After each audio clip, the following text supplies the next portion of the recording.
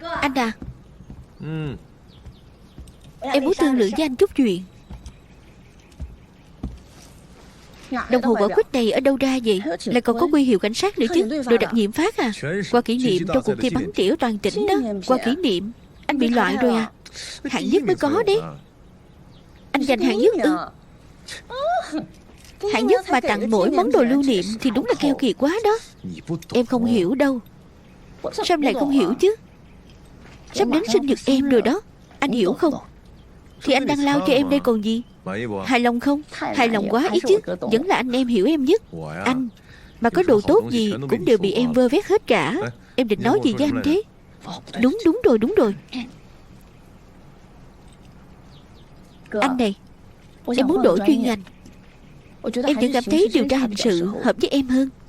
Tưởng Thành tốt vậy sao? Em đổi chuyên ngành thì liên quan gì tới Tưởng Thành? Em thi vào Đại học Cảnh sát Kinh Châu là vì cậu ta mà. Tưởng Thành giờ đang là cảnh sát hình sự nên em không nhịn nổi nữa chứ gì. Sao lại là vì anh ấy chứ? Sao không thể là vì anh được hả? Anh không thể tự tin lên chút được à? Hơn nữa, từ nhỏ em đã thích xem lực lượng phản ứng mà.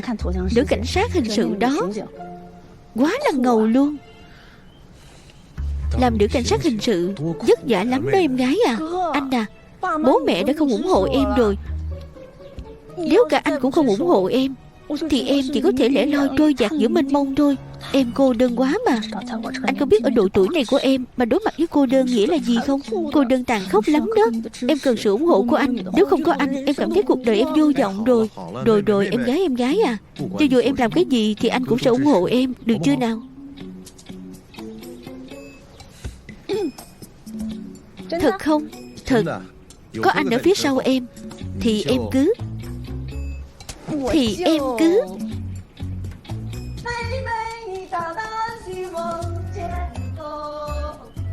đừng quay đầu.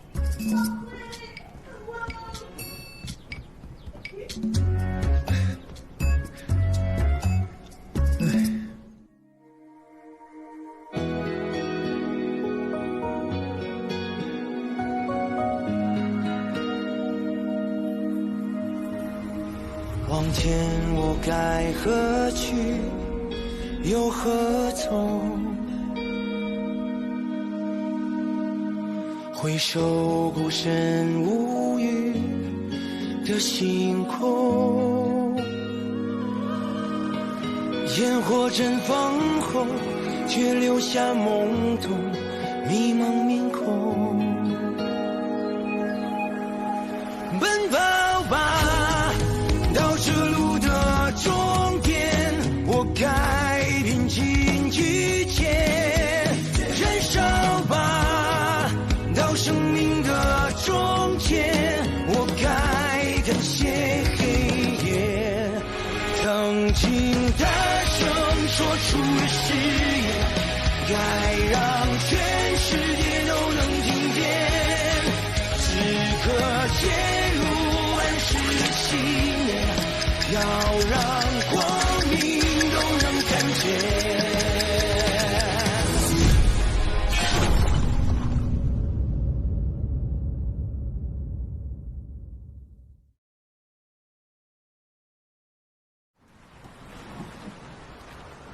Em cứ uống rượu đi vậy. Chúng ta chơi một trò chơi đi. Trò chơi gì? Em hỏi chuyện anh. Nếu anh không muốn trả lời thì uống một hớp. Châu Cẩn, em đang giận anh ư? Đừng nói nhảm nữa. Có chơi không? Được, em hỏi đi.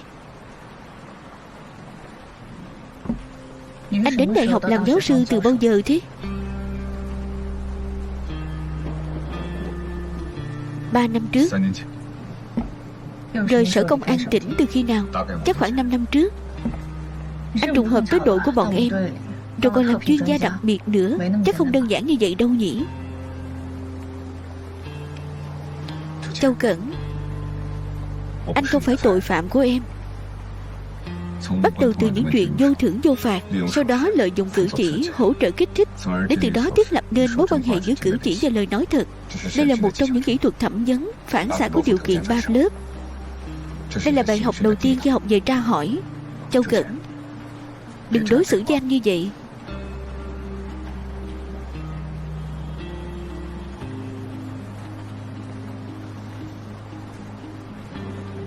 Xin lỗi. Em muốn hỏi cái gì anh đều sẽ trả lời em. Được. Thế em hỏi thẳng luôn nhé. Anh thích em không? Thích chứ. Bắt đầu thích từ khi nào? Hôm xem mắt. Tại sao lại thích em? Với điều kiện của anh, rõ ràng anh có thể tìm được người tốt hơn em mà. Như em phải thường xuyên làm việc, không thể về nhà. Thật rõ ràng anh có thể tìm được một người dịu dàng hơn, xinh đẹp hơn và biết chăm sóc anh hơn em. Không ai tốt hơn em cả.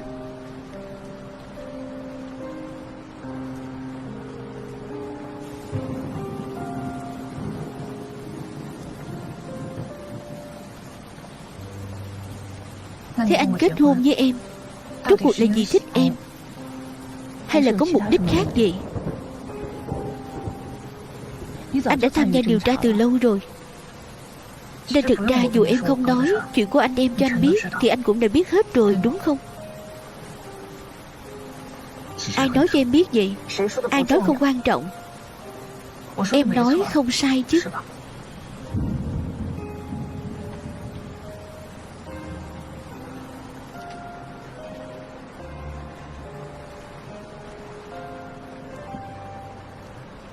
Năm năm trước, lần cuối cùng tiếp xúc với đám người đó là manh mối do anh cung cấp, đúng không?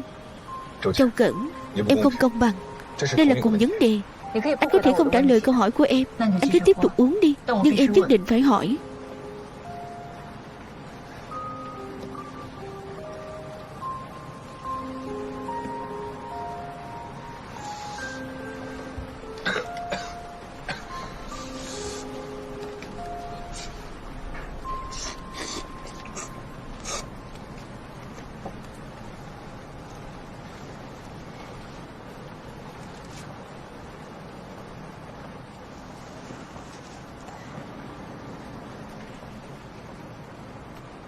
Nếu đổi lại là người khác, em nhất định sẽ dốc hết sức hỏi anh ta về tất cả mọi chuyện anh ta biết. Nhưng khi em biết người đó là anh, thì phản ứng đầu tiên của em không phải là những thứ này. Thứ em quan tâm là rốt cuộc anh ở bên em vì lý do gì? Tại sao anh chưa bao giờ nói chuyện này với em? Rốt cuộc anh đang giấu giếm chuyện gì? Châu Cẩn, Giang Hàng Thanh, tuyệt đối đừng lừa em.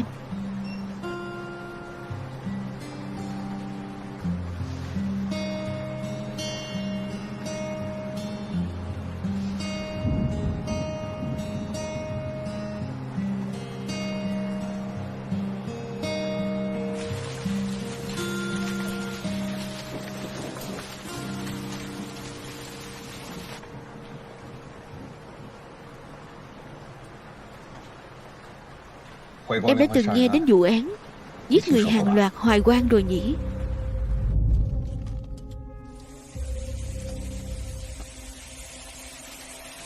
Năm đó ở thành phố Hoài Quang, chỉ trong vòng 3 tháng ngắn ngủi đã có liên tiếp 3 cô gái bị giết hại trong chính nhà mình. Đặc điểm chung rõ ràng nhất của 3 vụ này là nạn nhân nữ đều mặc váy đỏ vô cùng bắt mắt và nằm trên chiếc giường trải đầy cánh hoa hồng đỏ. Vết thương trí mạng là vết cắt ở cổ tay. Trên vết thương còn có buộc nơ. Sau đó tử vong do mất máu quá nhiều. Thầy làm việc trong chi đội cảnh sát hình sự thành phố Hoài Quang. Hướng điều tra ban đầu của thầy là cực kỳ chú trọng điều tra vụ án thứ nhất. Muốn ra tay từ điểm bắt đầu, nhanh chóng tìm ra động cơ đằng sau nghi thức giết người này. Dù đã tập trung rất nhiều lực lượng cảnh sát để điều tra, rà soát, bắt giữ rất nhiều tội phạm nhỏ, nhưng kẻ tình nghi có tiền án tiền sự, nhưng vẫn không tìm được điểm đột phá thực sự nào. Vậy có khoanh dùng được phạm vi đối tượng không? Khó lắm, bởi vì hiện trường thiếu rất nhiều dấu vết có thể giám định. Cũng không tìm được dấu chân tay có ích nào. Năng lực phản trinh sát của người này tốt vậy sao? Các anh có làm báo cáo phát họa chân dung tội phạm không? Có chứ. Nhưng bản phân tích hành vi tội phạm lúc đó vẫn chưa hoàn chỉnh, đến mức có thể trực tiếp dùng để điều tra, nên không được xem trọng. Lúc phía cảnh sát hết đường xoay sở, có người tự xưng là hung thủ tới tự thú. Tự thú là một nhân viên kế toán tên Trần Lập. Sở dĩ năm đó vụ án giết người hàng loạt Hoài Quang có thể kết án là vì Trần Lập tự thú. Cảnh sát đưa Trần Lập đi xác nhận hiện trường phạm tội. Anh ta miêu tả quá trình phạm tội của mình rất rõ ràng, chi tiết lời khai đều khớp với hiện trường vụ án. Động cơ là gì? Bảo là bất mãn vì vợ cũ ngoại tình nên mới liên tục giết người để trút giận. Chi tiết phạm tội không được công bố thì chỉ có hung thủ nắm rõ quá trình gây án nhất. Vậy hung thủ chính là anh ta rồi. Lỗ hổng duy nhất là trong vụ án đầu tiên, pháp y lấy ra vết tinh dịch còn sót trên cơ thể nạn nhân. Sau khi xét nghiệm DNA thì đó không phải của Trần Lập. Thế đó là một điểm đáng ngờ rất lớn. Lúc đó giải thích được đưa ra là trước khi bị sát hại, nạn nhân đã quan hệ tình dục với người khác. Điểm đáng ngờ này chưa được kiểm tra kỹ đã kết án rồi. Thế quái võ đoán rồi. Phản ứng của em giống thầy. Nghe nói khi đó ông ấy xông vào văn phòng của chi đội trưởng, suýt lật bàn, không cho chi đội trưởng kết án. Em có thể tưởng tượng được dáng vẻ của thầy luôn đấy. Nhưng đương sự không hề thừa nhận. Nhưng cũng hết cách. Trần Lập xuất hiện quá đúng lúc. Vậy thầy Dương cho rằng tội phạm nên là người thế nào? Người Hoài Quang, đàn ông trung niên độc thân sống một mình, không có công việc cố định nhưng có tài sản nhất định, khéo ăn nói hoặc có vẻ ngoài đứng đắn. Các vị lãnh đạo, thời gian xảy ra 3 vụ án không có quy luật đặc biệt gì. Một vụ xảy ra trong thời gian nghỉ phép, 2 vụ xảy ra trong ngày làm việc. Chứng tỏ điều gì? Chứng tỏ hung thủ không bị hạn chế bởi chế độ kiểm tra chuyên cần ở chỗ làm. Đương nhiên cũng có thể hung thủ không có việc làm. Trong quá trình từ lúc hung thủ chọn mục tiêu tới giết mục tiêu chưa từng xuất hiện dấu vết chống cự hoặc dãy dụa rõ ràng.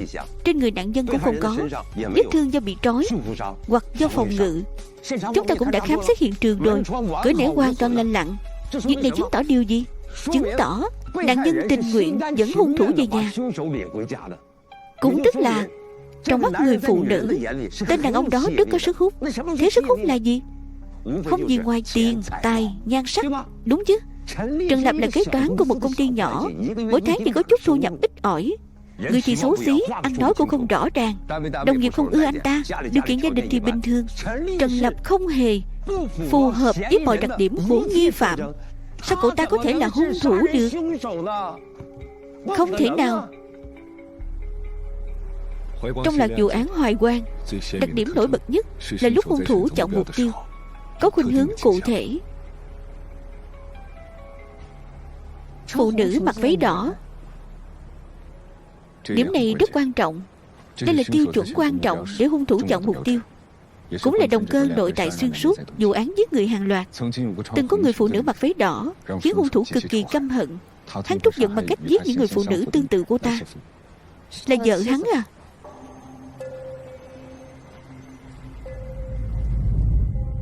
Tình hình tôi nắm được đại khái là như vậy, nhưng chuyện khác thì tôi không rõ lắm.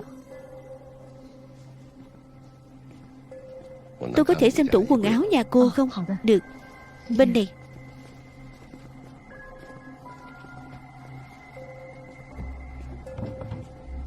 Toàn bộ quần áo của tôi đều ở đây.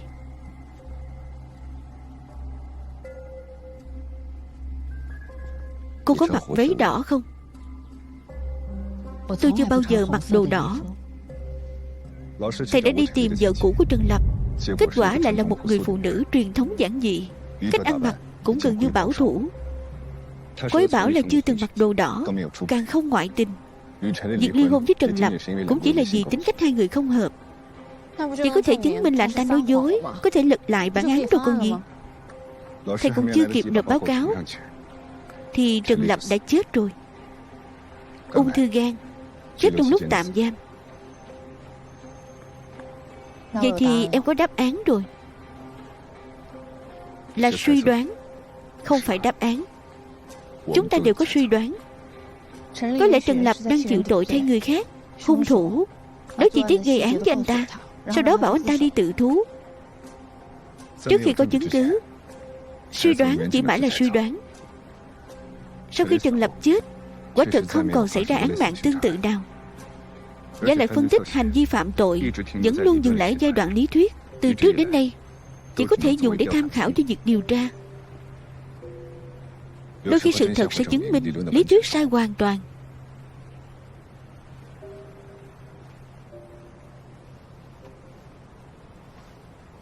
Anh ổn chứ? Sao vậy?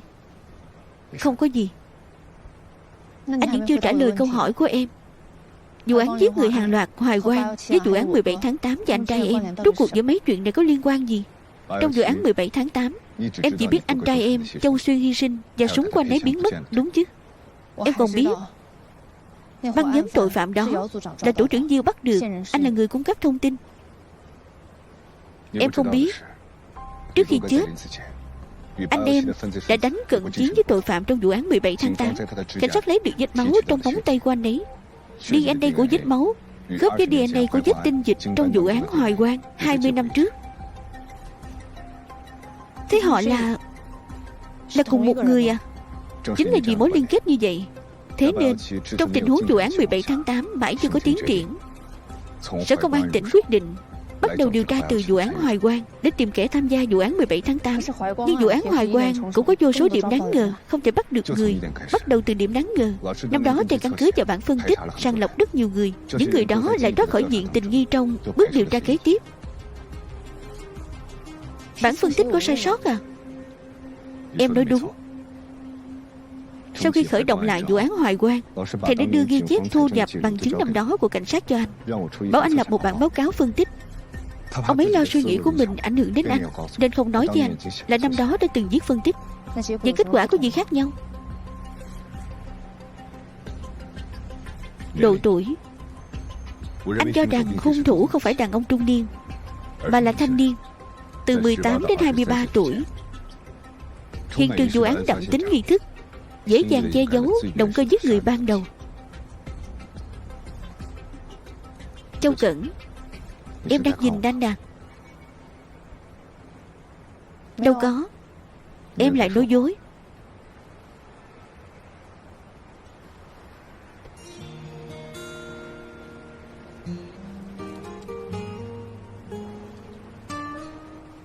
Anh sao vậy? Uống coca say rồi à? Không phải coca, là hải sản. Anh bị dị ứng hải sản. Bị gói gì hải sản mà anh cũng dị ứng à? Không đến mức vậy chứ. Có, chưa kịp nói với em.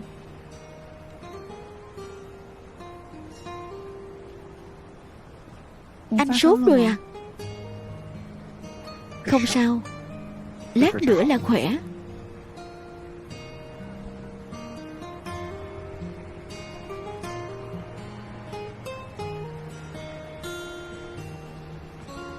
Đi thôi.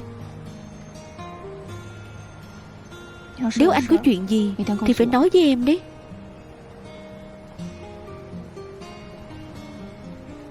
Phải rồi, chúng ta vừa nói đến đâu nhỉ? Động cơ phạm tội.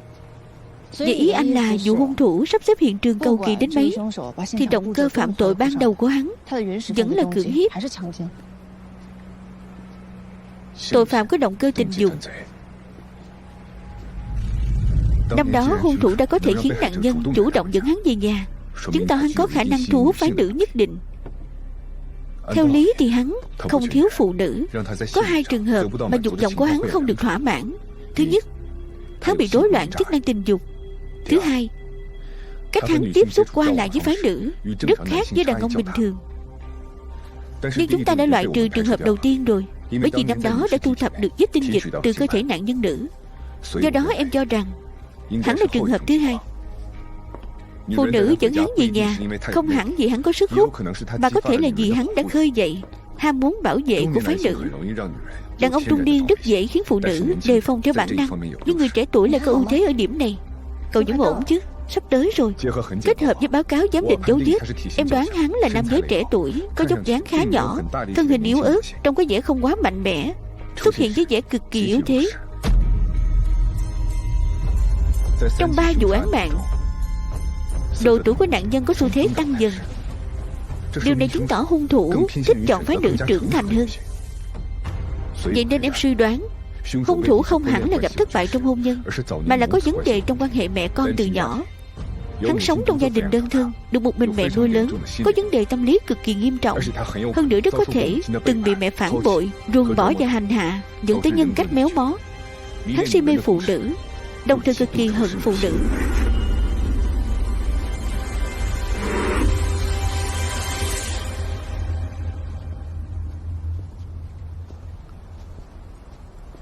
Có điều, đã qua 15 năm kể từ khi vụ án xảy ra, cho dù có phân tích mới cũng không bắt được thủ phạm trong thời gian ngắn như vậy.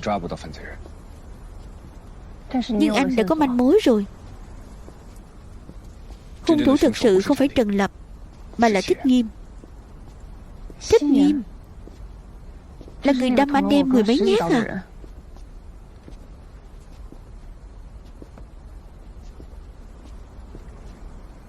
Sao anh biết là hắn? Biết điểm yếu trong tính cách tội phạm thì sẽ biết cách chọc giận hắn. Anh chỉ thả mồi nhử, hắn đã mắc câu rồi. Mồi nhử gì?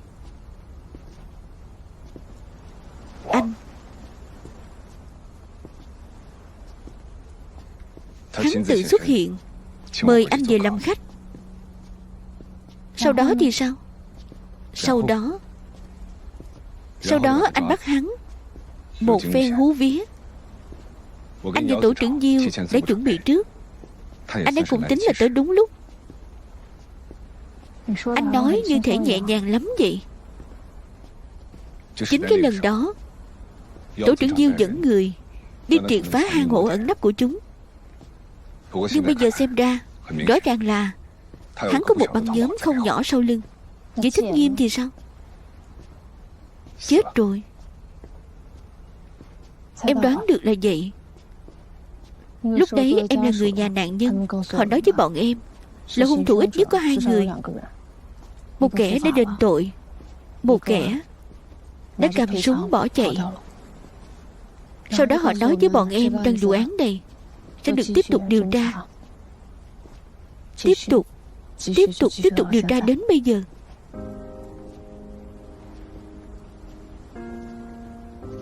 Châu Cẩn,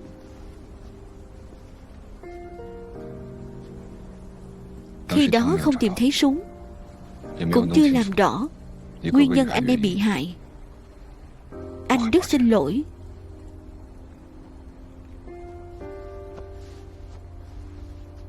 Anh có gì phải xin lỗi chứ? Thực ra anh không hề rời khỏi tổng đội cảnh sát hình sự của Sở Công an tỉnh. Thân phận giáo sư đại học cũng là để che giấu thân phận cảnh sát. Anh sẽ không từ bỏ đâu. Thì ra anh vẫn luôn là cảnh sát.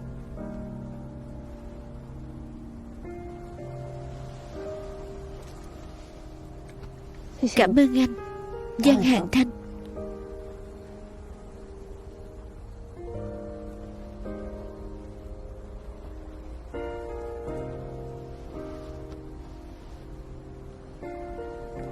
Vậy anh kể tiếp cho em nghe đi.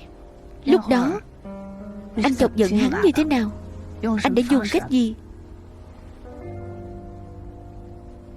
Hình như anh quên rồi. Vậy lúc gặp anh, hắn có thái độ gì?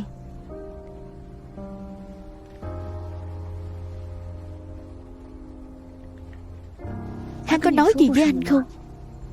Các anh đã tới nước, một mất một còn rồi, hẳn là hắn phải nói gì đó chứ. Anh cũng quên rồi. Sao anh chẳng nhớ gì hết vậy? Thế anh còn nhớ cái gì?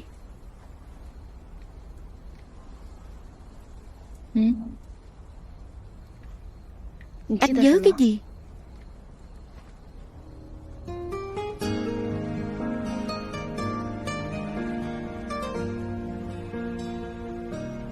Nhớ Châu Cẩn.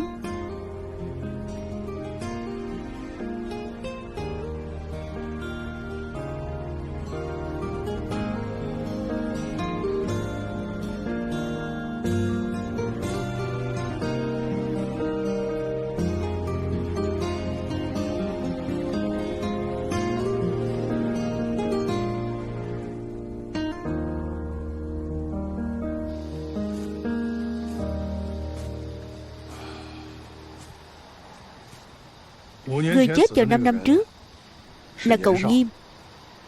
Cậu Nghiêm, tôn xưng, tuổi còn trẻ đã có địa vị hơn người. Sau khi cậu ta chết, Lão Hạt đã ngừng nghỉ rất lâu. Có kẻ nói anh ta bị sốc, cũng có kẻ nói anh ta thiếu người nên không tự tin. Đại ca không cho là vậy à?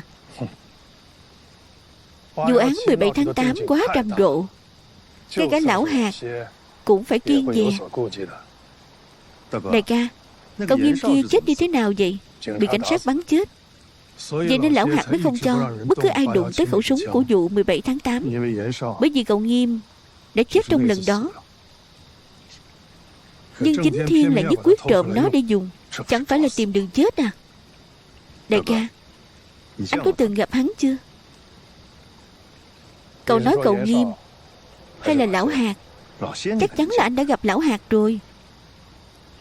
Cũng khá lâu rồi. Từ sau chuyện đó, Lão Hạt ẩn nấp rất kỹ, không còn xuất hiện nữa. Vậy cậu Nghiêm kia thì sao? Chỉ nghe chuyện ma, chưa thấy ma thật. Thần bí vậy à? Đại ca, chuẩn bị xong hết rồi. Được. Đại ca, nào, ngồi. Sao chẳng ai ăn hết vậy? Diễn kịch phải diễn trọn bộ. Chạy tới đây cắm trại, nếu trạng thái không đúng thì sẽ lộ tẩy mất. Nào, uống một ngụm. Nào đại ca, nào. Mọi người ăn uống đi. Thành, nói chuyện đi. Dân. Đại Hoa, mọi người giao điện thoại ra trước đi. Dù mọi người mang mấy chiếc điện thoại cũng bỏ vào cái hộp đó hết.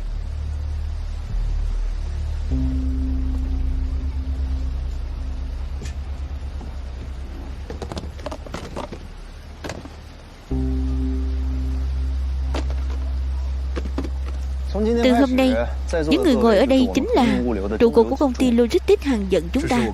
Chuyện này là do đại ca quyết định sau khi chúng tôi bàn bạc kỹ lưỡng. Vài ngày trước, sau khi kho hàng cúp điện, tôi tin ít nhiều gì mọi người đã nghe được một số chuyện. Đúng là con đường đó gặp chút vấn đề.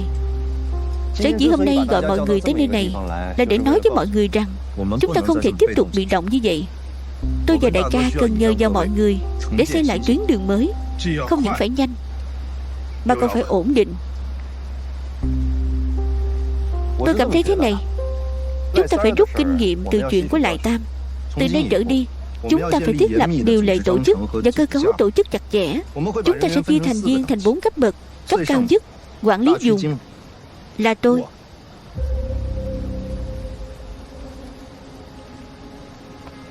Quản lý dùng quản lý 6 cửa hàng trưởng, cũng tức là 6 người các anh. Mỗi cửa hàng trưởng phân công quản lý một cửa hàng phó. Số lượng nhân viên cụ thể do các anh tự quyết định. Ở đây, thay máu đây à?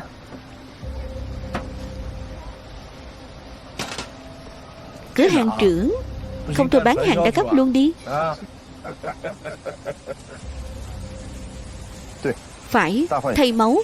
Với lại còn phải tăng cường quản lý.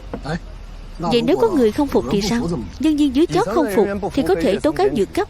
Tôi có quyền cách chức cửa hàng trưởng, nhưng tôi không có quyền bổ nhiệm. Hiện tại quyền bổ nhiệm là của đại ca. Đương nhiên, sau này sẽ là của mọi người. Tôn trọng ý kiến các bên.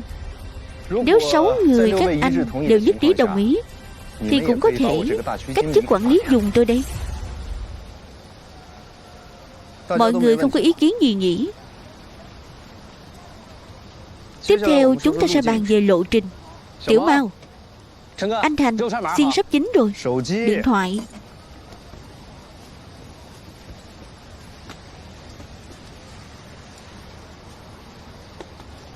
Đại ca,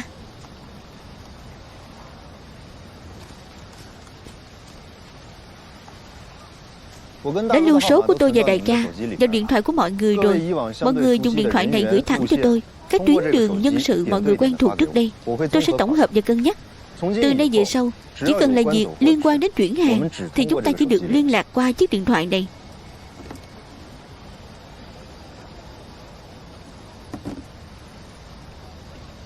Được rồi, vậy tôi đi trước. Mọi người có chỗ nào không rõ thì có thể hỏi Thành. Tôi không nhìn nhầm người. Cảm ơn đại ca. Đại ca đi thông thả.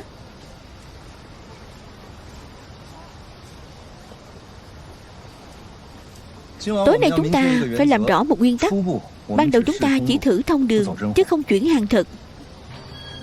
Có cần phải cẩn thận vậy không?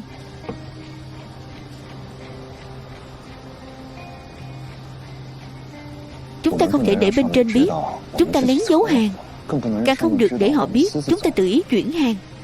Anh thấy sao, đại ca Lý?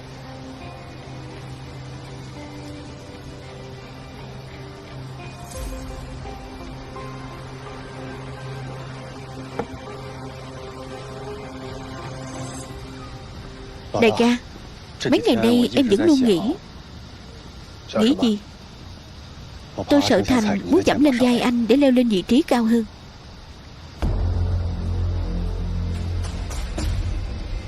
Đợi cậu ta làm xong chuyện này rồi tính tiếp. Lần này vội thế à?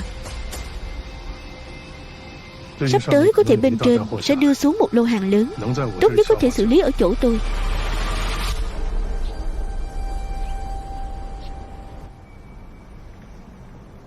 Theo lời khai của bạn Triệu Hiểu Ngọc, hôm đó Triệu Hiểu Ngọc nói với cô ấy muốn ra ngoài cho thoáng, sau đó không quay về quán bar nữa. Sau đó nhắn tin cho cô ấy. Cô ấy nói là mệt rồi nên về nhà. Cô ấy về cùng người này. Có góc chính diện của người này không? Vấn đề chính là ở đây, dường như người này cố tình tránh camera giám sát. Sau khi ra khỏi quán bar, hắn đã đưa Triệu Hiểu Ngọc lên xe, không ghi lại được góc chính diện nào. Hơn nữa biển số xe cũng là giả. Có kiểm tra camera giám sát gần nhà Triệu Hiểu Ngọc chưa? Khu dân cư Lệ Thủy giống là khu dân cư cũ, camera có thể tra cũng không nhiều. Tôi xem qua một lượt rồi, chẳng có phát hiện gì. Cho tôi xem lại lần nữa đi. Được. Cô xem trước đi, tôi đi pha thuốc đã.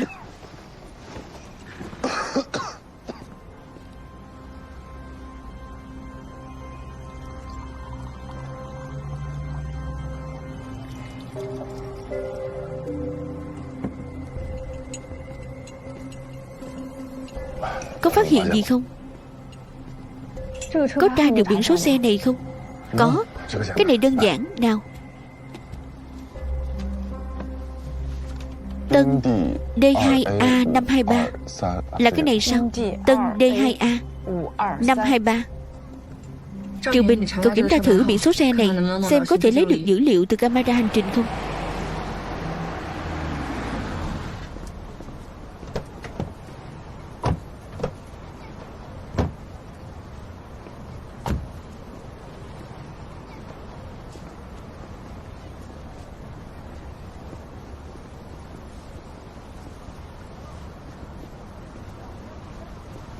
Hai vị đi theo tôi.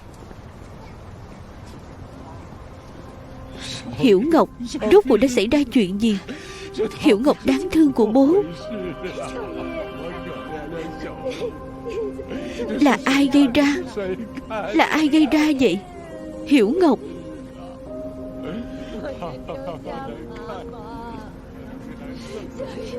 Hiểu Ngọc, con nhìn mẹ đi. Sao con lại ra nông nổi này?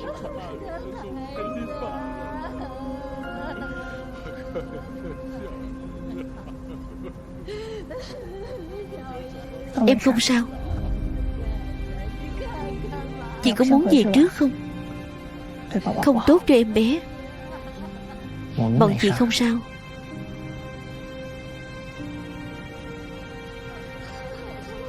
Hiểu Ngọc à, sao lại ra nông nổi này?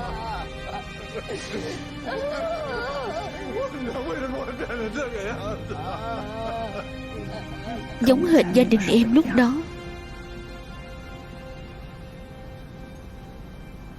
Lúc đó bố mẹ em cũng khóc thảm thiết bên trong. Em đứng ở đó, chính chỗ đó. Thậm chí em còn không dám bước vào, cũng không dám nhìn.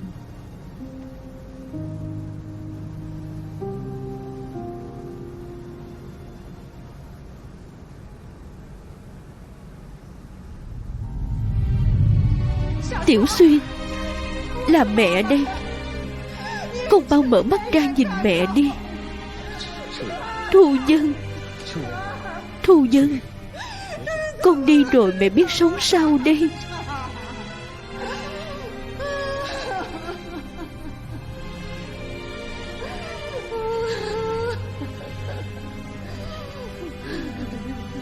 Bé Năm,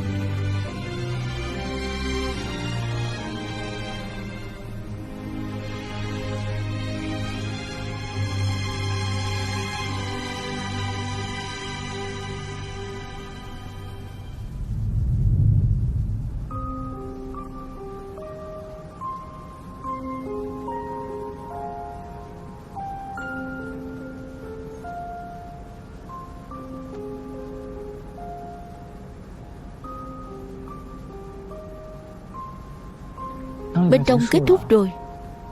Để chị hỏi thăm tình hình nạn nhân với bố mẹ cô ấy. Em đừng lo nữa. Đúng rồi, buổi chiều đội cảnh sát hình sự Ninh Viễn Tân Cảng sẽ qua đây. Một đống việc, chị lo không xuể. Em giúp chị nhé.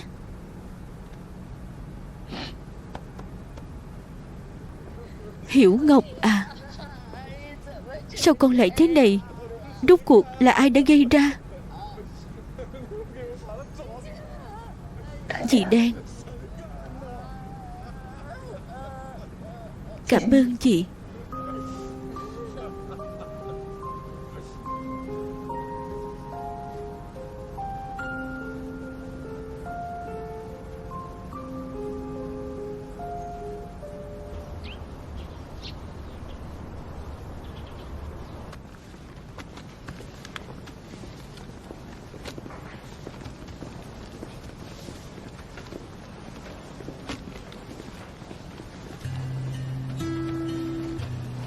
Lão Dương, mời anh ra tay giúp đỡ, chỉ thêm cho chúng tôi. Thám tử cũng ở đây à?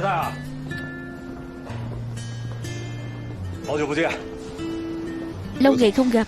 Sếp Lưu, chào anh. Hai người quen nhau à? Phải, lúc tôi mới điều sang tổng đội đã có duyên gặp nhau vài lần. Giờ thì chỉ còn được nghe giai thoại thôi. Đại đội trưởng Phương ở Ninh Hải, đại đội trưởng Du ở Tân Cảng. Chào giáo sư Giang. Chào anh, nghe danh đã lâu.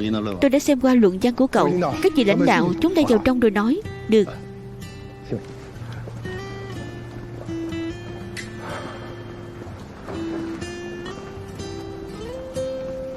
Lợi hại đó.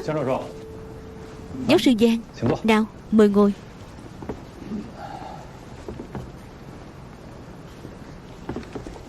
Trước kia cứ nghe lão Dương nhắc đến cậu mãi. Tôi đã đọc qua các ghi chép nghiên cứu và phân tích vụ án của cậu. Không ngờ cậu có cơ hội hợp tác với cậu. Tài năng trẻ tuổi đấy. Anh quá khen rồi. Cậu thấy thế nào sau khi được điều về dạy ở Đại học Chính trị Pháp luật? Mọi việc đều khá thuận lợi. Rời khỏi tuyến đầu, chứ người bản lĩnh như cậu đúng là thiệt thòi. Không dám nói là thiệt thòi. Công việc rất tốt. Lão Dương, đúng là thầy hay, dạy ra trò giỏi. Giờ trò giỏi là sắp thành thầy giỏi rồi. Sếp Lưu, vậy chúng ta bắt đầu đi. Được. Châu Cẩn, bắt đầu.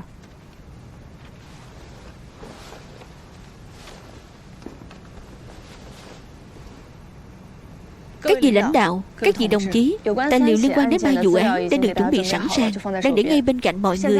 Bây giờ tôi sẽ báo cáo với mọi người tiến triển mới nhất của vụ án Triệu Hiểu Ngọc ở thành phố Hải Châu. Nạn nhân tên Triệu Hiểu Ngọc, nữ 27 tuổi, Chúng tôi nhận được tin báo án vào lúc 10 giờ 46 phút ngày 23 tháng 8 năm 2017. Khi đó nạn nhân tử vong ở tại nhà mình. Hiện trường nằm ở quận Nam Thành, thành phố Hải Châu, tỉnh Tân Giang.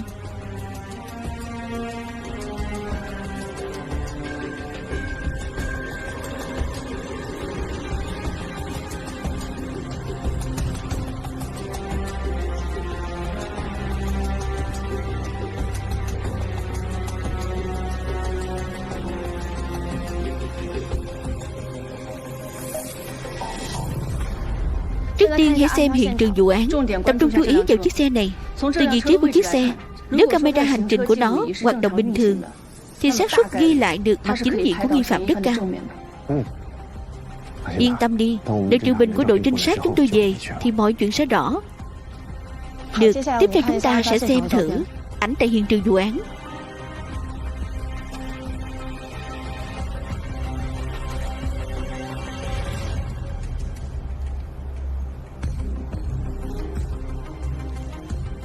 Đợi đã. Trở về màn hình trước đó.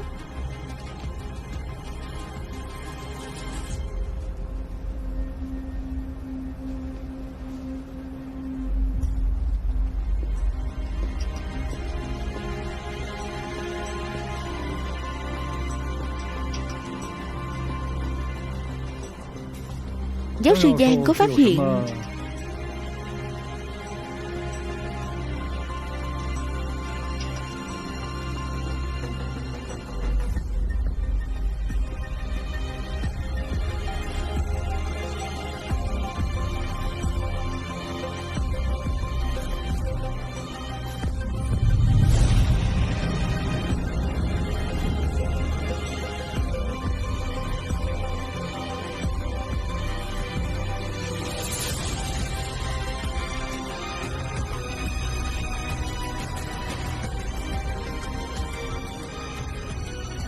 anh đang nhìn gì thế?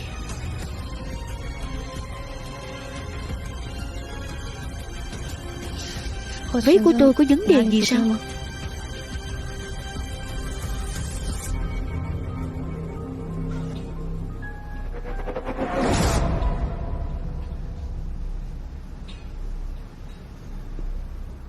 Hung thủ không hài lòng với váy của họ. Hung thủ không hài lòng với váy của họ. Nhìn kỹ thì ba chiếc váy này đều đã được sửa lại. Phần mép xung quanh dải truy băng đỏ có những sợi xơ nhỏ được cắt ra từ chiếc váy tại hiện trường. Đường cắt rất mượt và gọn gàng. Nếu không nhìn kỹ thì sẽ bỏ qua chi tiết này. Chất liệu lụa nhẹ mềm trơn mịn nên không dễ kiểm soát. Tội phạm là người giỏi cắt may, rất có thể là giỏi về thiết kế và may vá.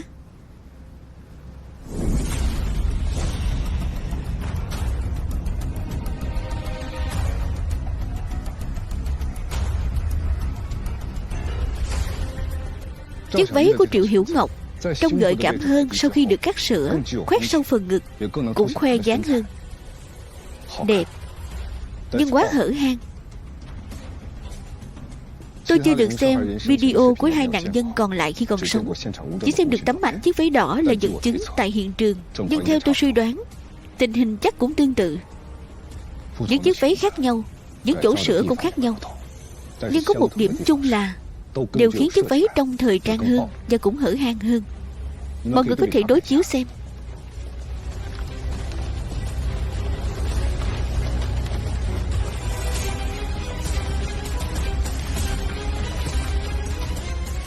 Cuộc họp phân tích hôm nay đến đây thôi. Mọi người vất vả rồi, tan họp. Lão Dương, hôm nay thu hoạch lớn đấy. Đại đội trưởng Đàm, trước khi về chúng tôi muốn đến hiện trường thêm một chuyến. Vâng, vậy tôi sắp xếp xe đưa mọi người đi. Được, Châu Cẩn, không cần gọi Tiểu Châu đi đâu, tôi đi cùng họ. Thầy ơi, để chúng em đi cùng thầy à? Không cần, thầy đi cùng là được. Tiểu Châu à, em phải quan tâm đến giáo sư Giang nhiều hơn nhé. Em nhìn xem độ này cậu ấy gầy chưa kìa. Nấu ít đồ ăn ngon cho cậu ấy bồi bổ. Hai đứa nó là vợ chồng đấy. Đồng chí có phúc quá. Giáo sư Giang là nhân tài hiếm có đấy. Để tôi đưa hai vị lãnh đạo đi. Xin mời. Đây không phải phòng họp lớn, cũng không phải cuộc họp cả cục. Anh đập bàn to thế làm gì? Xin lỗi thầy, lúc đó em bực quá. Đi thôi, em mời anh đi ăn cơm. Nhân tài hiếm có.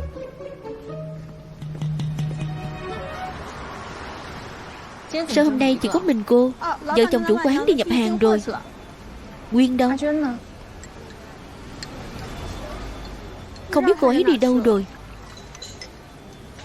Thêm 2 bát cơm nhé. Vâng. Tôi đi làm việc trước nhé. Được. Sửa váy có lẽ là việc thừa thãi, nhưng thể hiện cá tính của người này nhất. Nhưng mà sao hắn lại yêu cầu cao về váy vóc như vậy? Hắn yêu cầu cao không chỉ là đối với trang phục, mà còn cả con người. Trang phục là bản thể hiện của cá tính con người, định hình cách ăn mặc của một người, cũng chính là nhào nặng bản thân con người đó. Việc hắn biến những mục tiêu được chọn ngẫu nhiên thành những người có vẻ ngoài gần giống nhau, cho thấy dù là trang phục, con người hay cảnh tượng cuối cùng được dựng lên, trong đầu hắn đều có sẵn một khuôn mẫu để đối chiếu. Thế nên có thể hắn đã từng thấy hiện trường vụ án năm 1997. Món thịt sợi xào xong rồi đây. Đến đây. Vừa nãy cô đi đâu thế? Đi vệ sinh. Mau lên, ngoài kia đang bận lắm đấy. Gà rớ mỡ hành, thịt lợn sốt cay. Nguyên à, sai rồi. Đĩa này, cầm nhầm rồi. Bàn số 3 nhé, đừng quên đấy.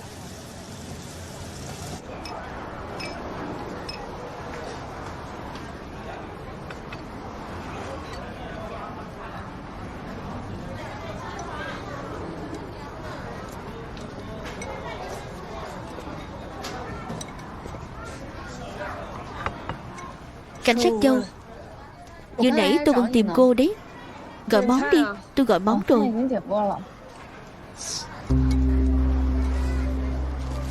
Bị cảm à? Dạo này nhiều người bị cảm lắm. Quán cô bật điều hòa hơi lạnh quá, phải chú ý nhé. Thế chị ăn trước nhé. Tôi vào chạy việc trong bếp.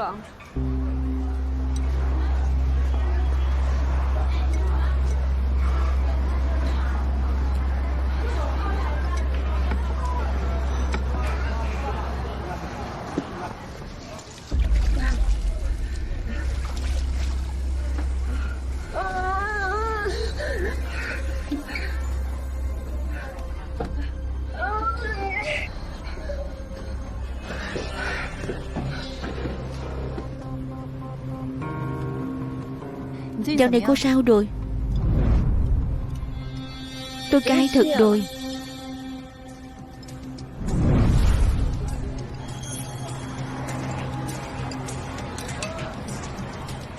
Em đợi anh một lát.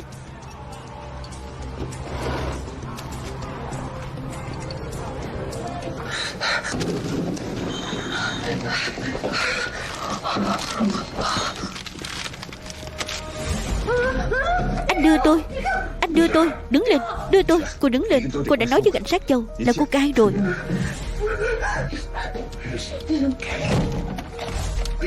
Tôi không thể để cảnh sát Châu biết. Tôi không thể để chị ấy biết được. Nguyên à, Nguyên, vẫn chưa cai được ư? Tôi không chịu nổi nữa. Anh cho tôi một ít đi. Anh cho tôi một ít đi. Không được, tôi không chịu nổi nữa. Nguyên à, anh cho tôi một ít đi. Cô nghe tôi nói, cô bình tĩnh đi.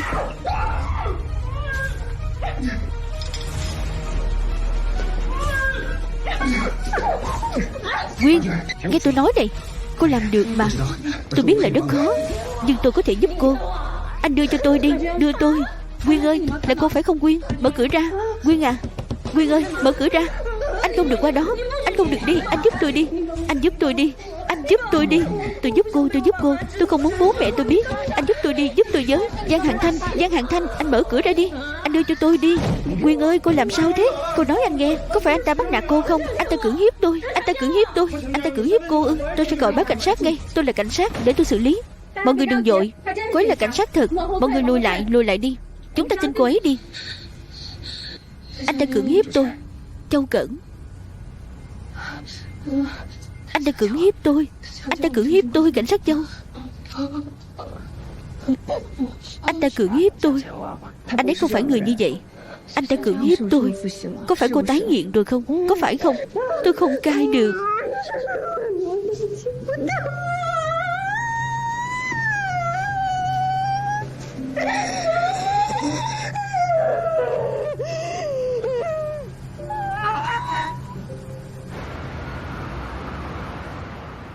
Đây là chất cấm của cô.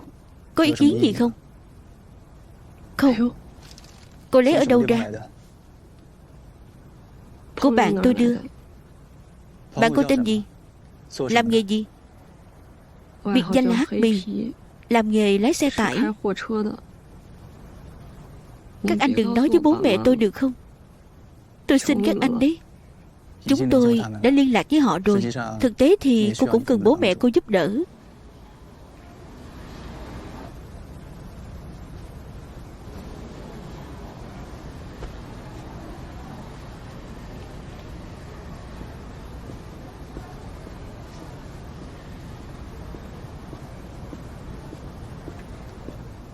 Kiểm tra máu xong rồi à? May mà chưa cắn rách da. Không sao đâu.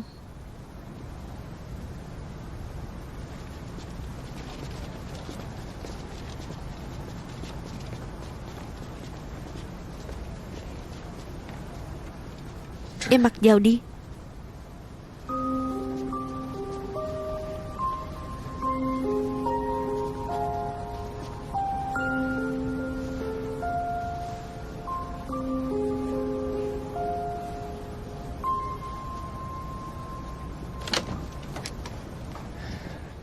Chúng tôi hỏi xong rồi. Chúng tôi về trước đây. Nếu cần gì chúng tôi sẽ gọi hai người. Được.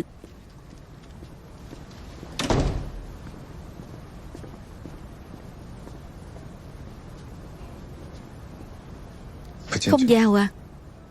Còn đang giận đấy. Em không vào đâu. Thế để anh vào.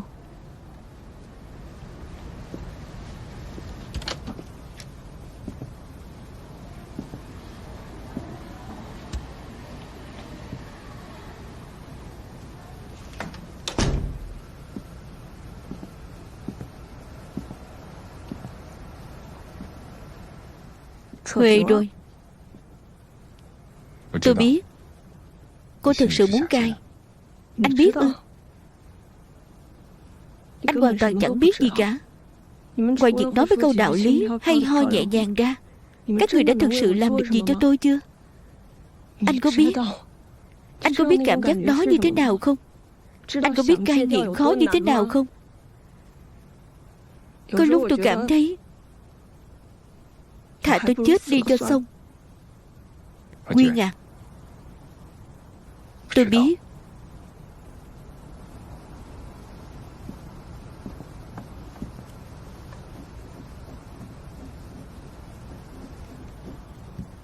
Đây là số điện thoại của tôi. Nếu cô cần giúp đỡ thì cứ gọi cho tôi. Tôi có kinh nghiệm, có đủ tư cách để giúp cô. Anh cũng từng. Tin tôi đi, sẽ tốt lên thôi.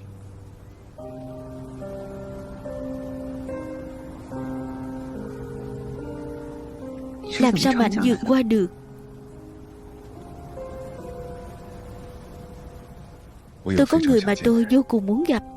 Tôi muốn có một ngày được mạnh khỏe để đến bên người đó. Người đó là cảnh sát Châu phải không?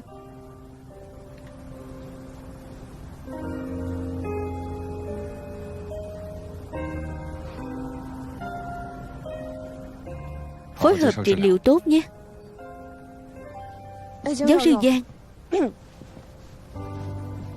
anh có thể ôm tôi một cái không? Tôi lấy vợ rồi. Một người phụ nữ chỉ phát hiện ra anh quan trọng với cô ấy đến mức nào khi cô ấy ghen tôi. Cảm ơn. Tôi không muốn cô ấy có cảm xúc đó. Nghỉ ngơi cho khỏe nhé.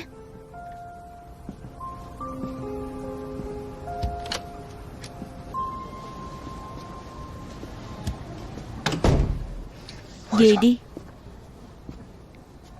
Cô ấy đỡ hơn chưa? Cũng tạm. Anh nói gì với cô ấy thế? Trong tâm trạng cô ấy tốt hơn nhiều rồi. Đó là sẽ giúp đỡ cô ấy. Cai nghiện là một quá trình cần rất nhiều thời gian. Hy vọng cô ấy thực sự hiểu được điều đó.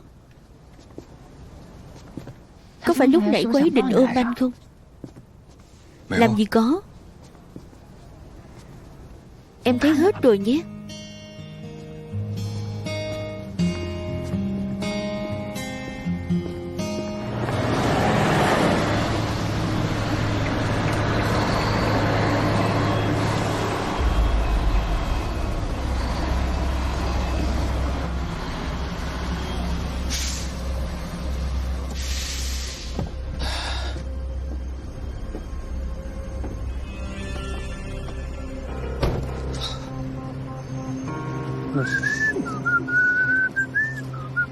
Hắc Bì, các người là ai? Các người là ai? Quỳ xuống.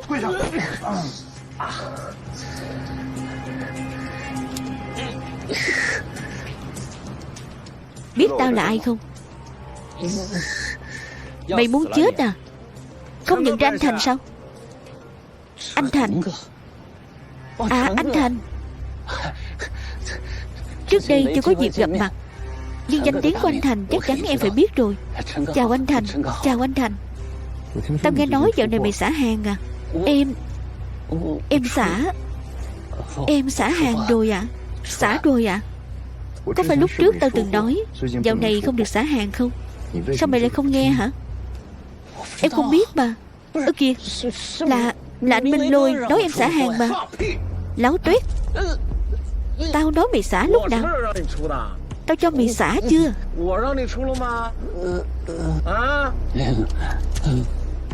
Được rồi, đừng ấm ức nữa. Mày nói chuyện này không liên quan đến mày. Nó cũng nói không liên quan đến nó. Có phải bọn mày đang làm khó tao sao? Cái này đi. Người của mày thì mày tự xử lý. Muốn đôi co thì tự đôi co với nhau. Cuối cùng cho tao một lời giải thích là được. Tao chỉ có một yêu cầu. Từ đây về sau, quy tắc của tao chính là quy tắc. Không ai được làm hỏng gì của tao.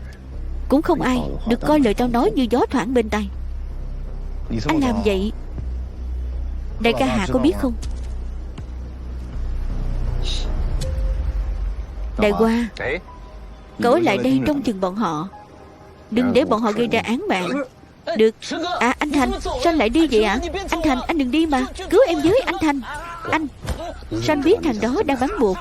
Cứu tôi với.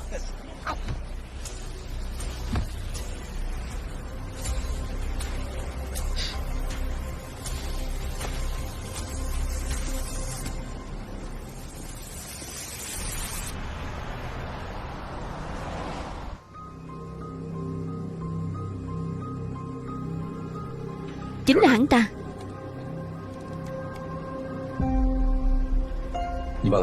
Anh in ảnh chính diện của hắn ra, in thêm vài góc độ khác nữa.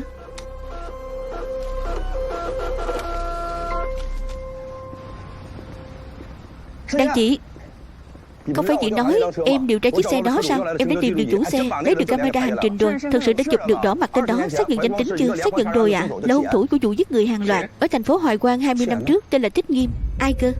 Thích Nghiêm à? Thích Nghiêm.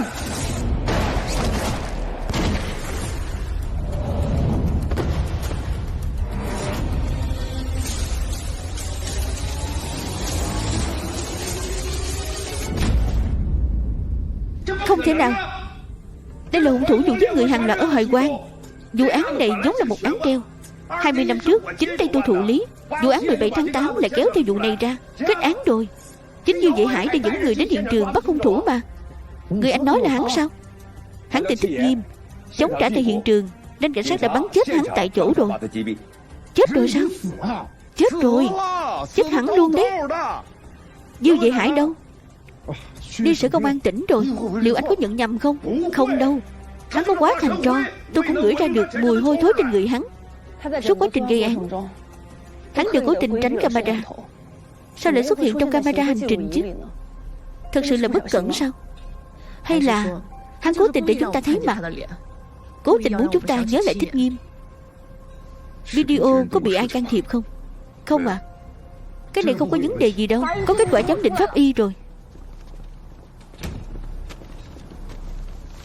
Vết tinh dịch chúng tôi trích xuất từ thi thể nạn nhân, qua đối chiếu cơ sở dữ liệu DNA, xác định chính là của Thích Nghiêm.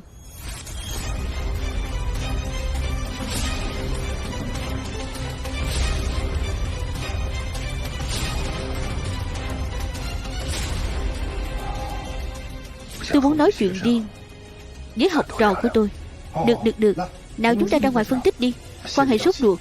Nào qua đây hết đi.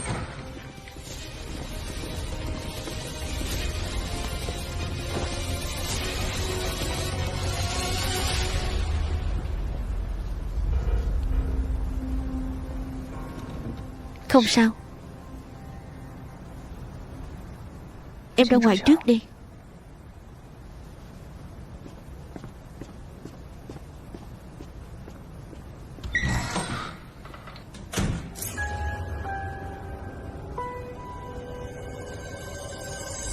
Chết rồi.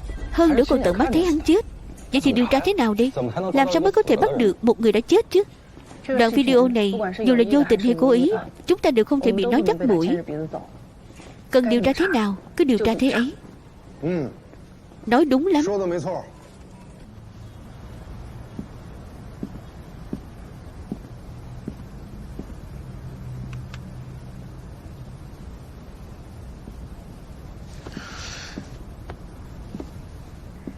Em còn nhớ trước đây thầy đã nói gì với em không? Nếu một con đường không còn đi được nữa thì em nên làm gì? Đổi một con đường khác mà đi. Hiện tại có vẻ là chuyện không tưởng. Đợi đến khi thực sự bắt được hung thủ, mọi chuyện đều sẽ có lời giải đáp thôi. Trước đây thầy đã nói với em rồi đó thôi. Tên Thích Nghiêm này nhắm vào em đấy. Tại sao hắn lại lộ diện trong camera mà chỉ lộ ra nửa khuôn mặt? Hắn đang thách thức em đấy. Nhưng ít nhất em có thể chắc chắn kẻ này có liên quan mật thiết đến Thích Nghiêm. Thầy ấy à, thầy muốn quay lại Hoài Quang một chuyến để điều tra lại vụ án của Thích Nghiêm, xem thử có thể điều tra ra manh mối mới gì không. Vâng.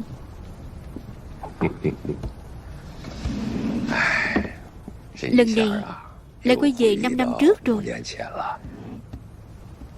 Tên Thích Nghiêm này đã xóa sạch mọi dấu vết về cuộc đời mình, sạch sẽ như mới sinh ra từ hòn đá vậy. Chuyện mà năm xưa Diêu Vệ Hải chưa điều tra rõ ràng, giờ chúng ta bắt tay vào điều tra vẫn sẽ khó khăn lắm đi. Nhưng có khó đến mấy cũng phải điều tra.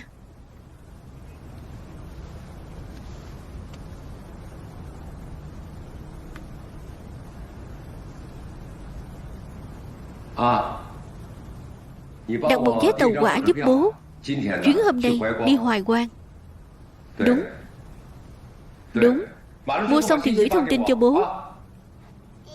Ông ơi, ông về chưa ạ? Bé con của ông. Ông vẫn chưa về. Ông đang làm việc mà. Ông ơi, cháu muốn nuôi một chú vịt con, có được không ạ? Được chứ. Muốn mua bao nhiêu cũng được. Mẹ không cho nuôi. Mẹ nói vịt con ị lung tung. Con vịt nào mà chẳng ị. Không ị thì là đồ chơi rồi. Ông về sẽ mua cho cháu nhé. Mua cả giỏ luôn. Ông hát cho cháu nghe một bài đi. Không hát đâu. Hát đi mà. Rồi. Ông hát đây. 门前大桥下来了一群鸭，快来数一数，2、4、6、7、8。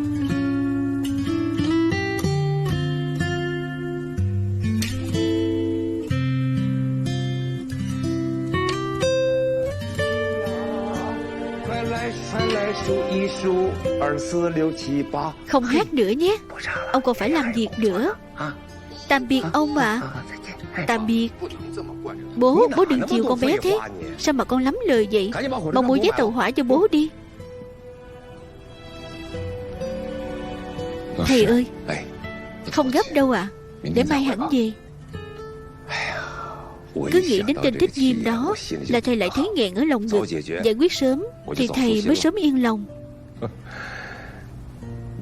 Con cá thối đó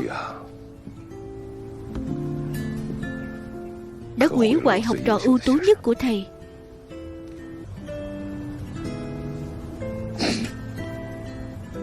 Thầy ơi, có phải em lại khiến thầy thất vọng rồi không? Đâu có bao giờ em làm thầy thất vọng đâu. Thật đó, em chưa bao giờ làm thầy thất vọng.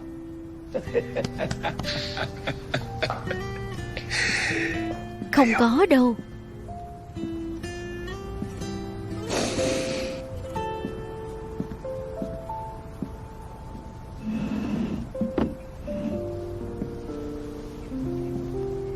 Hàng Thanh à, em không làm thầy thất vọng. Trước đây em là một cỗ máy lạnh như băng, còn bây giờ em đã là một con người bằng xương bằng thịt rồi. Biết chưa? Bây giờ có đủ thất tình lục dục rồi nhỉ?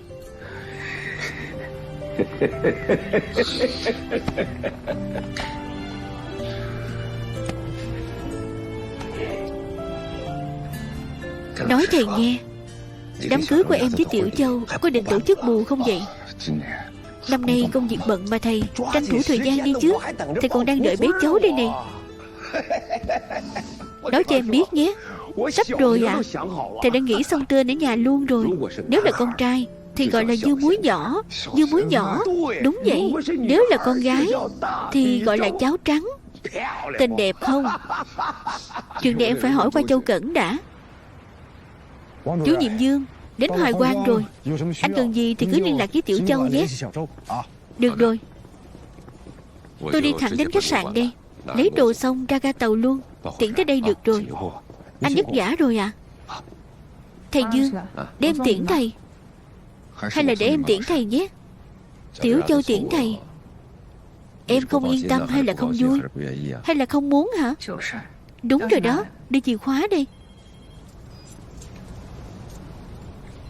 Thầy Dương, đợi em một lát nhé. Em đi thay đồ ạ. Được, tranh thủ nhé.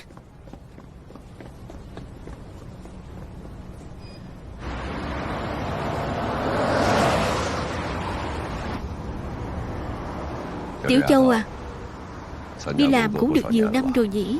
Em tốt nghiệp trường Đại học Cảnh sát Kinh Châu. Sau khi tốt nghiệp, về làm việc tại đồn công an cơ sở. Sau đó lại được điều sang đại đội trị an. Một năm trước mới chuyển sang đại đội hình sự à? Thật không dễ dàng gì. Thầy Dương, vụ án giết người hàng loạt Hoài Quang có phải ngoài những người trong tổ chuyên án ra, dù là nhân viên cảnh sát cũng không có quyền được biết thêm chi tiết về vụ án không ạ? Vụ án này đã kết thúc từ lâu rồi. Về nguyên tắc, đã qua giai đoạn bảo mật điều tra hình sự, không phải là không thể nói.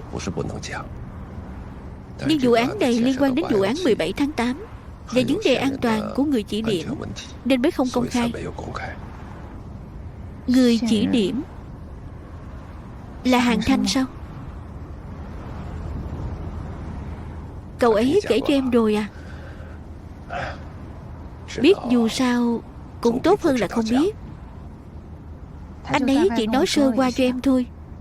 Dù sao thì có rất nhiều tình tiết anh ấy cũng không tiện nói với bên ngoài. Thầy Dương, em muốn biết thêm chi tiết về hai vụ án này. Vì anh trai em, Châu Xuyên, là chiến sĩ đặc cảnh đã hy sinh trong vụ án 17 tháng 8. Em muốn biết điều gì? Em muốn biết, ngoài những gì thầy đã nói trong cuộc họp ra, còn có điểm nào đặc biệt khác không? Chẳng hạn như trong vụ án Hoài Quang, Thích Nghiêm có biểu hiện cực kỳ căm thù lực lượng cảnh sát không? Căm thù lực lượng cảnh sát. Anh trai em, kết cục của anh ấy rất thảm khốc. Đương nhiên là căm thù rồi. Hàng Thanh suýt thì mất mạng rồi.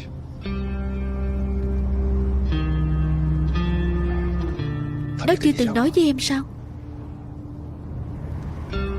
Em không biết. Tính cách của nó là vậy.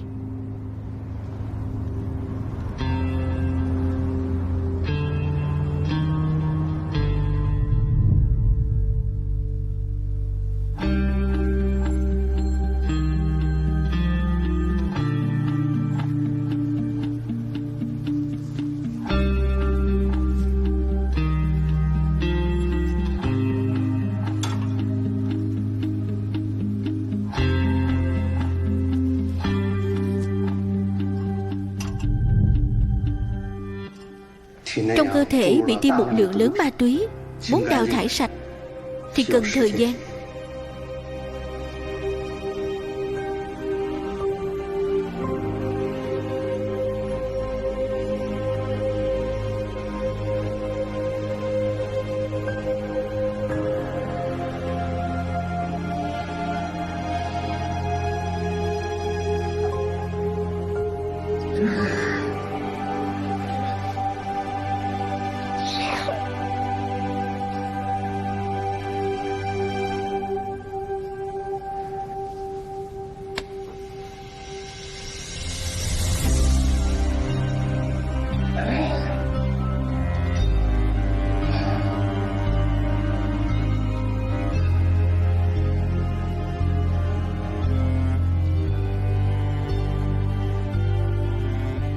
Tỉnh rồi à, nhóc con?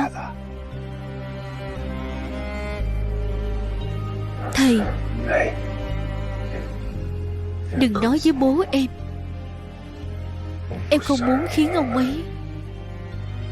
Em không muốn khiến ông ấy.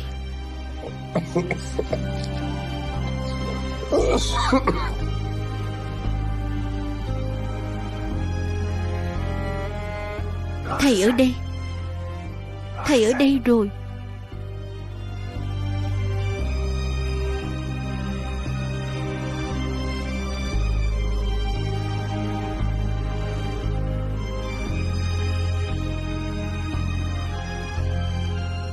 Vụ án 17 tháng 8, Giang Hàn Thanh đã thay đổi hướng đi nghề nghiệp của mình, thậm chí suýt nữa mất mạng trong tay Thích Nghiêm. Em không biết những chuyện này đúng không?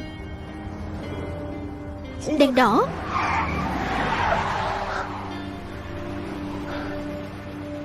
Tên Trần Lập đã đầu thú khi đó chỉ là kẻ thế mạng thôi. Vụ án giết người hàng loạt ở Hoài Quang 20 năm trước, hung thủ vẫn còn ngoài kia, nhưng muốn khởi động lại cuộc điều tra thì khó quá.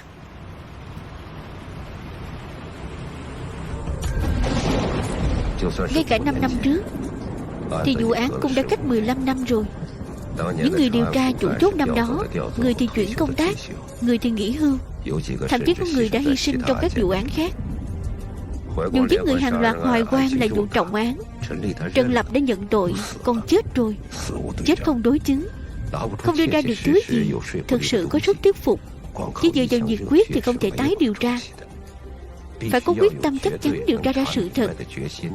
Nếu điều tra không ra, ảnh hưởng đến một mình thầy thì cũng không sao. Nhưng còn bao nhiêu cảnh sát trong phòng nghiên cứu tội phạm nữa. Khi còn chưa chắc chắn, thầy vẫn còn rất nhiều lo ngại.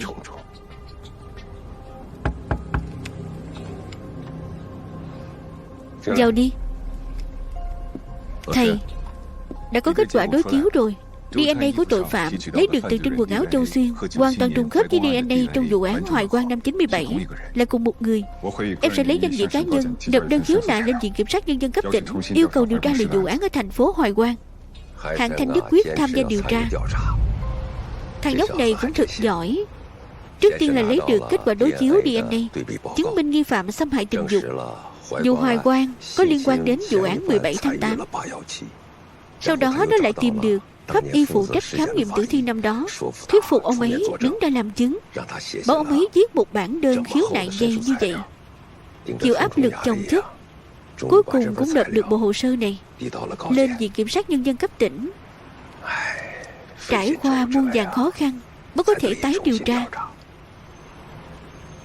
Cuộc điều tra năm đó không hề suôn sẻ như tưởng tượng. Dù sao vụ án cũng đã qua 15 năm. lại bị hạn chế bởi điều kiện kỹ thuật những năm 90, chứng cứ để lại cực kỳ ít ỏi. Giữa biển người mênh mông, muốn tìm ra một nghi phạm cần rất nhiều nhân lực và thời gian, khó như lên trời. Hàn Thanh quyết định không chờ nữa. Nó tung ra một nước cờ mạnh. Em muốn nhờ thầy giúp một việc, liên hệ phóng viên đài truyền hình, xin một buổi phỏng vấn độc quyền trong khung giờ vàng. Phỏng vấn ai? Tổ trưởng Diêu sẽ nói với thầy.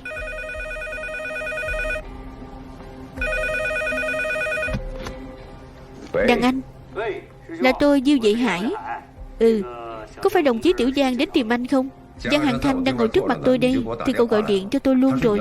Cậu ấy nói cậu muốn tìm tôi. Không phải chứ, hai người các cậu đang giở trò gì sau lưng tôi vậy? Cậu ấy có đến tìm tôi, nhưng phía Hoài Quang cũng không phối hợp điều tra với cậu ấy. Bên tôi cũng không có tiến triển gì. Nếu cậu ấy nói có cách dụ hung thủ lộ diện, thì tôi nghĩ cứ thử xem sao. Anh xem, hay là cho tôi mượn Tiểu Giang đi. Nghĩ cũng đừng nghĩ. Khi hung thủ hành động một mình đã giết hại biết bao nhiêu phụ nữ. Bây giờ sau lưng hắn còn có cả một tổ chức, đến cảnh sát cũng dám giết. 10 mấy năm trời mà tên hung thủ đó vẫn nhẫn nhơ ngoài vòng pháp luật. Cậu nghĩ sao vậy hả? Lúc này lại bảo học trò tôi đi liều mạng thay cậu. Đàn anh, bây giờ tôi lập quân lệnh trạng với anh. Sau khi cậu ấy đến, tôi sẽ cho người theo sát 24/24, đảm bảo an toàn tuyệt đối cho cậu ấy, được không? Cậu thôi đi. Đợi đã. Nếu thầy nói thầy không đồng ý, em có nghe thầy không? Không đâu. Cái thằng nhóc này, thầy biết ngay em sẽ trả lời như vậy mà. Em đúng là đến gây rối cho thầy. Đàn anh, đừng nóng giận như vậy. Mình bàn lại đã. Không cần bàn nữa. Tôi cho cậu mượn cậu ấy. Lão Diêu, cậu biết cậu ấy quan trọng thế nào trong phòng nghiên cứu của tôi. Tôi giao đứa nhỏ này cho cậu. Nếu nó có mệnh hệ gì, tình nghĩa 32 năm của chúng ta còn gì chấm dứt. Tạm biệt, hết. Diêu Dạy Hải hiện đang ở chi cục Nam Thành. Cậu ta không dám đến gặp thầy. Có lẽ tổ trưởng Diêu chỉ muốn phá án càng sớm càng tốt thôi. Cậu ta muốn phá án. Từ khi Diêu Dạy Hải lên làm tổ trưởng tổ điều tra thì bắt đầu trở nên điên cuồng. Dù nói thế nào đi nữa, nếu không phải cho cậu ta bất cẩn, sao Hàn Thanh có thể chịu khổ đến mức đó? Thầy, ngày mai em xin nghỉ một ngày đi chuẩn bị một bộ đồ để lên chương trình. Đi. Vậy em đi trước đi. Khoan đã. Em nói cụ thể hơn cho thầy nghe. Tại sao em muốn làm một chương trình pháp luật trên khung giờ vàng của đài truyền hình? Là thế này thưa thầy. Hung thủ thiếu thốn tình cảm trong thời gian dài, rất dễ nhanh phát triển thành rối loạn nhân cách kịch tính. Nếu em là anh ta, chắc chắn em sẽ tìm mọi cách để theo dõi động thái của cảnh sát. Nếu cần, em sẽ còn ghi thêm một lời khai không mấy quan trọng. Như vậy, em có thể tiếp cận gần hơn để quan sát đám người ngu xuẩn bị mình xoay như chong chóng.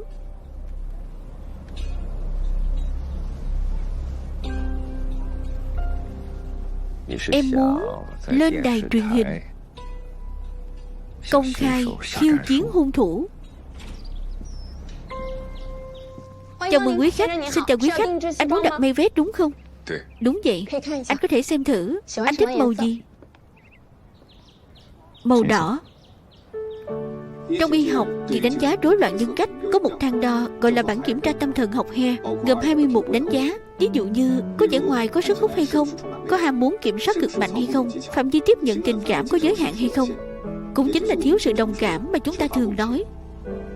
Còn có một loại đặc điểm nhân cách như phóng đại giá trị bản thân, nói dối bệnh lý. Tôi cho rằng nếu hung thủ dụ giết người liên hoàn váy đỏ đi làm bản đánh giá này, chắc sẽ đạt khá nhiều điểm cao. Nhưng có một mục sẽ là điểm thấp. Mục nào? Phạm vi tiếp nhận tình cảm có hạn. Bởi vì ngược lại, cảm xúc của hắn rất mãnh liệt. Cảm xúc mạnh mẽ là nguồn kích thích để hắn giết người và bố trí hiện trường.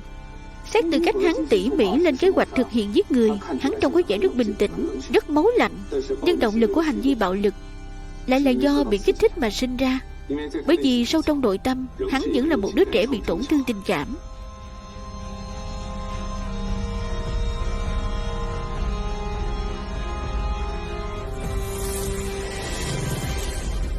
Hàng Thanh hiểu rõ khiếm khuyết tâm lý của đối phương. Nó biết phải nói gì mới có thể chọc giận hắn. Cách làm này của nó đã nhanh chóng phát huy tác dụng. Cá cắn câu rồi. Trông chừng cẩn thận cho tôi.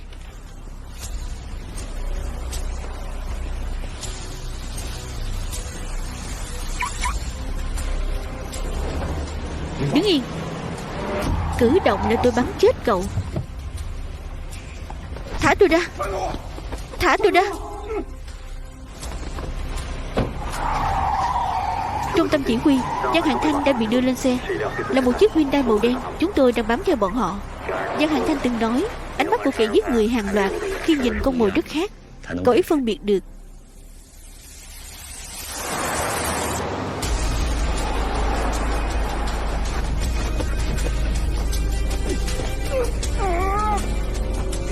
Trói tay hắn lại.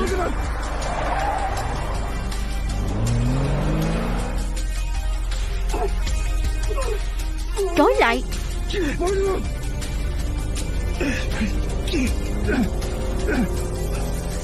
Ai sai các người đến?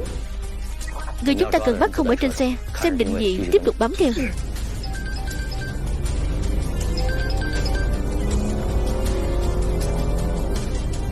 Cảnh sát Giang, anh còn chưa từng gặp tôi, sao lại tự tin nói là hiểu tôi?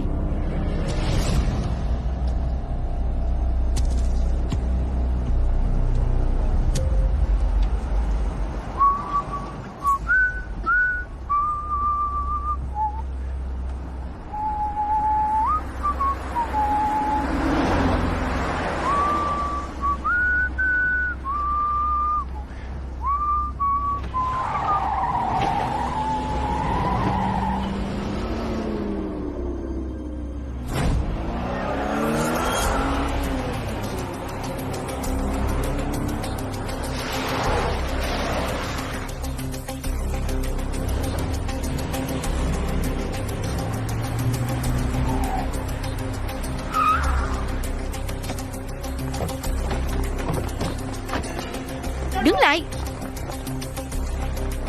Đứng lại, đừng chạy.